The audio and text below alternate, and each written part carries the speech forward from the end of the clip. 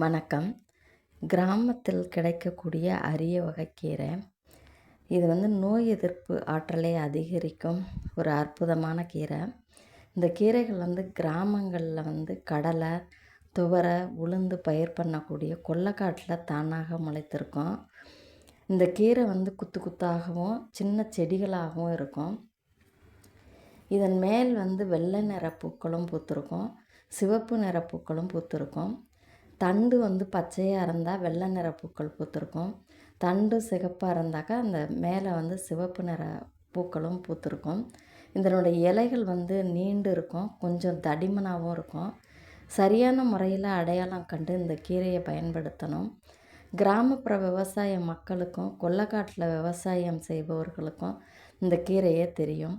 மார்க்கெட்லேயும் கடைகள்லேயும் இந்த கீரையை பார்க்க முடியாது. இந்த கீரையின் பெயர் குமிட்டி கீரை என்று சொல்லுவார்கள். கிராம மக்கள் இந்த கீரையில் பருப்புடன் கூட்டு, சாம்பார், பொரியல், கடைசல் என பயன்படுத்துவது உண்டு.